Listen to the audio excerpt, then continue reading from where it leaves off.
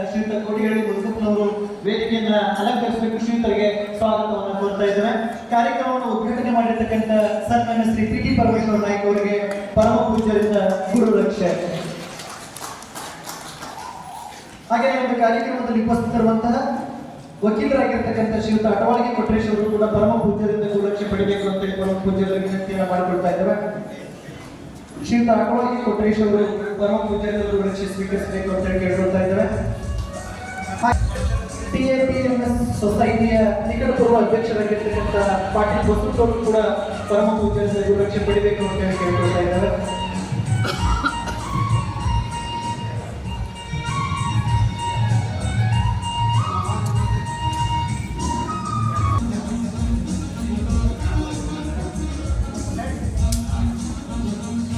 ಶ್ರೀಯುತ ಅಟವಾಳಗಿ ಕೊಟ್ರೇಶ್ ಹಿರಿಯ ವಕೀಲರು ಊಟದಲ್ಲಿ ಕೂಡ ಪರಮ ಪೂಜ್ಯರಿಂದ ಗುರುರಕ್ಷೆ ಪಡಿಬೇಕಾಗಿ ಕೇಳ್ಕೊಳ್ತಾ ಇದ್ದೇವೆ.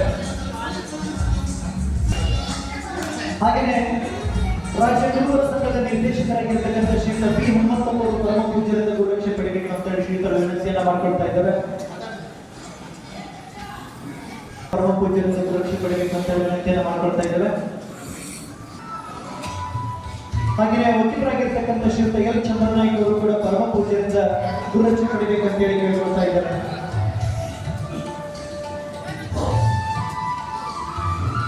ಶ್ರೀಯುತ ಎಲ್ ಚಂದ್ರನಾಯ್ಕ ಅವರು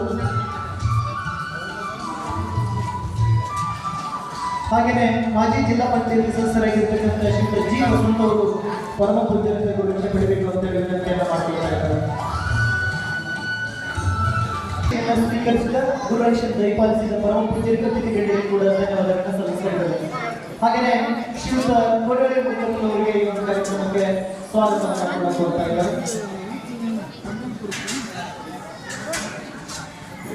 ಹಾಗೆಯೇ ಕೊರವಾಡಿಯ ವಿದ್ಯಾರ್ಥಿಯಾಗಿರ್ತಕ್ಕಂಥ ಅಮೃತ ಹಿರೇಮಠ ಇವರಿಂದ ಭರತನಾಟ್ಯ ಅಮೃತ ಹಿರೇಮಠ ಅವರ ವೇದಿಕೆಗೆ ಬರಬೇಕು ಅಂತ ಕೇಳ್ಕೊಳ್ತಾ ಇದ್ದಾರೆ. ಸ್ವರೂಪನಂದ ಮತ್ತು ಉತ್ತರಗೌಡರು ಕೂಡ ಪರಮ ಪೂಜ್ಯರಿಂದ ಗುರುರಕ್ಷೆ ಪಡಿಬೇಕು ಅಂತ ಕೇಳ್ಕೊಳ್ತಾ ಇದ್ದಾರೆ.